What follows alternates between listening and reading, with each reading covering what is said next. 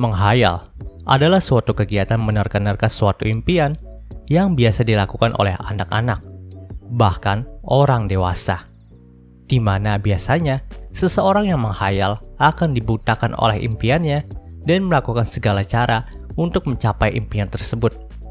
Hal itulah yang terjadi pada MC kita dalam light novel ini. Halo para pendengar, dimanapun kalian berada, balik lagi channel Gary Christopher. Oke, dalam video kali ini gue akan kembali membahas tentang light novel Kage no Jutsukusa ni Naritakute. Kage no Jutsukusa merupakan light novel garapan Aizawa Daisuke yang pertama kali rilis pada tahun 2018. Novel ini menceritakan kisah perjalanan Sid Kageno dalam menggapai impian khayalannya. Untuk itu, mari kita mulai langsung aja pembahasannya. Prolog cerita pun dibuka dari monolog sang MC yang mengatakan kalau dia sangat mengagumi kekuatan dalam bayang-bayang. Entah apa yang memicu kekagumannya ini, tapi hal ini mungkin aja ada hubungannya dengan anime dan manga yang sering ia baca. Layaknya anak pada umumnya yang mengidolakan Power Ranger ataupun pahlawan dalam sebuah cerita, MC kita yang satu ini juga sangat mengagumi kekuatan dalam bayang-bayang sampai titik di mana ia menirukannya. Segala hal telah ia lakukan untuk mencapai impiannya itu. Entah itu latihan beban berat, ilmu berpedang, seni bela diri, dan lain sebagainya. Namun, walau begitu, MC kita tidak mau memperlihatkan kemampuannya yang telah ia pelajari di depan banyak orang. Karena memang, dia hanya akan menunjukkan kemampuannya di saat yang tepat. Ya, tentunya saat semua orang sedang kesusahan. Tapi, ia juga akan menyembunyikan identitasnya saat ingin mengeluarkan kemampuannya itu. Karena sikap merepotkan dari MC kita yang inilah yang membuatnya menjadi orang yang cukup terkucilkan dalam kelasnya.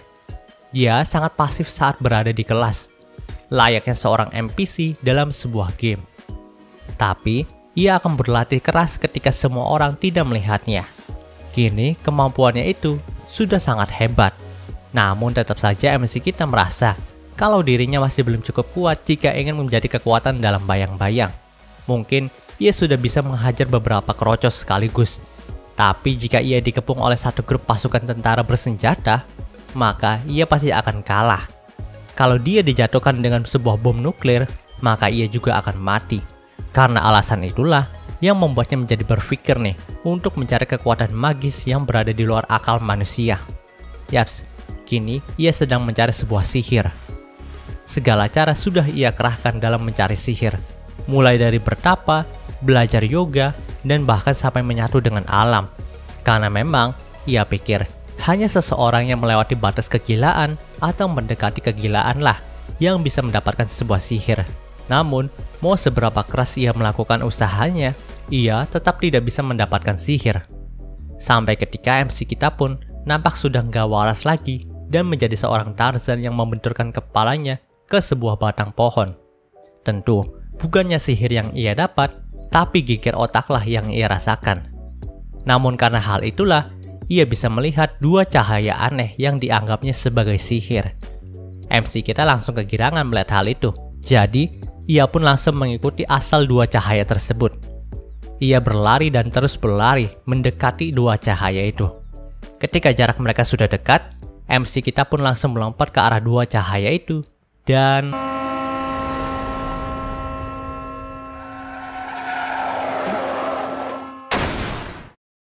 dia ketabrak truk. Di sini, MC kita pun mulai kehilangan kesadarannya. Tapi, ia tidak menyesali hal ini. Karena memang MC kita masih menganggap kalau dia sudah mendapatkan sebuah sihir. Yaps, khayalan MC kita yang membuatnya menjadi manusia yang kuat. Tapi, itu juga bisa membunuhnya dengan konyol. Walau begitu, khayalan tentang kekuatan dalam bayang-bayang itu masih dibawanya sampai mati dan bereinkarnasi. Yaps, karena keinginan yang kuat dalam mendapatkan sihir, MC kita pun diberikan kesempatan hidup kedua dan bereinkarnasi dalam dunia di mana sihir itu nyata dan bisa dikuasai. Bisa dibilang, MC kita bereinkarnasi sebagai anak kedua dari sebuah keluarga bangsawan yang cukup ternama dalam abad itu. Namun gregetnya sejak masih bayi, MC kita itu udah memiliki kesadaran yang sama seperti sebelum dia bereinkarnasi. Tak hanya itu, dia juga sudah bisa merasakan sihir yang ada di sekitarnya. Ya, itu adalah sebuah talenta yang diberikan kepadanya dalam kehidupan kedua ini. Maka dari itulah, dia mulai mengasah kemampuan sihirnya sejak dia masih bayi. Tapi tentu aja, dia tidak mengasahnya dengan menciptakan sebuah bola api atau sebuah sihir yang heboh. Tapi, ia melatihnya dengan cara menyerap dan mengendalikan partikel sihir yang ada di sekitarnya. Sehingga, ketika sudah berumur 10 tahun, dia menjadi anak yang benar-benar OP dalam kemampuan sihir maupun fisiknya. Namun lagi-lagi, karena impian konyolnya dalam menjadi kekuatan dalam bayang-bayang, MC kita yang bernama Sid Kageno ini tidak menunjukkan kemampuannya kepada semua orang. Dia hanya menunjukkannya untuk kepentingannya sendiri aja. Bahkan saat ia latih tanding berpedang dengan kakak perempuannya, Sid selalu mengalah dan tidak berdaya. Padahal jika Sid serius, ia bisa memenangkan latih tanding itu mau beberapa kali pun. Namun, Sid lebih memilih menggunakan kekuatannya ketika tidak ada yang mengenalinya. Bahkan saat itu, Sid selalu melakukan perburuan bandit di desa-desa terdekat untuk mengasah kemampuannya. Karena memang dunia yang Sid tinggali sekarang ini masih berada di abad pertengahan Eropa. Jadi wajar aja bandit itu masih bisa berkeliaran karena hukum di sana juga bahkan tidak bisa menghakimi sang bandit. Maka dari itulah, Sid muncul sebagai perwujudan hukum yang akan menghakimi para bandit itu. Dan malam ini, dia akan berburu bandit di sebuah kota kecil yang bernama Lost Town. Ini merupakan kesempatannya untuk menguji perlengkapan barunya, yaitu bodysuit yang berasal dari slime. Ketika itu, Sid memang melakukan banyak eksperimen terhadap semua benda yang ada di dunia ini. Hingga ia pun mencapai sebuah kesimpulan, kalau slime adalah bahan yang cocok untuk menghantarkan sihir secara sempurna. Karena memang, ketika ia menghantarkan sihir kepada sebuah besi, maka kekuatan sihir yang berhasil diserap oleh besi itu hanya 10% saja. Sedangkan untuk bahan mithril yang digadang-gadang sebagai bahan terbaik dalam menghantarkan sihir, hanya bisa menyerap sekitar 50% sihir aja. Namun, slime bisa menghantarkan sihir lebih dari 90%. Maka dari itulah, Sid menggunakannya walau ia harus membunuh semua slime yang ada di daerahnya sampai monster itu hampir punah. Tak hanya dijadikan bodysuit, Sid juga bisa memanipulasi slime-nya untuk menjadi pedang atau senjata apapun yang bisa ia gunakan. Dengan begini, ia merasa lebih kuat dibandingkan saat ia masih hidup di bumi. Tapi, ia masih bertanya-tanya, apakah dia bisa menghadapi nuklir sekarang ini ya? Untuk menjawab pertanyaan itulah, Sid melakukan perburuan bandit ini. Waktu mencapai Lost Town, Sid pun langsung melihat kumpulan bandit yang sedang asik berpesta dengan semua jarahannya nih. Itu adalah kesempatan yang pas untuk menghajar para bandit itu. Namun, pikiran konyol MC kita ini masih tetap terbawa walau ia sudah berinkarnasi. Jadi ia pun langsung lompat ke arah kumpulan bandit itu dengan berkata kalau bandit itu harus menyerahkan semua harta mereka kalau nggak mau mati. Tentu aja para bandit yang melihat pria pendek dengan pakaian konyol di hadapan mereka langsung menertawakannya. Karena memang kan waktu itu Sid masih umurnya 10 tahun gitu. Tapi, hal itu nggak membuat Sid jadi gentar. Di sini, ia pun terus memprovokasi para bandit di sana untuk bertarung. Hingga pada akhirnya para bandit pun langsung terpancing nih. Namun bukannya membuat Sid jadi babak belur, tapi satu persatu dari mereka pun langsung ditebas lehernya oleh Sid. Di sini, Sid pun menggila seakan-akan ia sedang menebas hewan ternak aja. Semua yang menghalanginya langsung kehilangan kepala mereka. Tidak ada ampun yang diberikan oleh Sid. Hingga dalam beberapa menit aja tempat yang tadinya dipenuhi tawa bandit kini menjadi sunyi, menyisakan Sid dengan bos dari kumpulan bandit tadi. Melihat kemampuan Sid yang luar biasa, bos bandit pun sadar kalau dia nggak bisa menang melawan Sid secara langsung. Jadi ia pun terus mengoceh dan mengoceh sampai ketika ia melihat kalau Sid itu sedikit lengah. Lalu bos bandit pun langsung menusukkan pedangnya ke badan dari Sid sampai tubuh Sid itu terpental agak jauh. Saat itu, bos bandit juga tertawa dan memaki-maki Sid karena main-main dengannya. Namun, kegembiraan bos bandit itu pun hilang saat ia tahu kalau Sid nggak terluka sama sekali karena tusukan pedangnya. Ya, Sid itu nggak terluka sama sekali karena slime bodysuit-nya. Lalu, dengan muka yang menyeringai, Sid pun langsung melayangkan tendangan ke perut dari bos bandit.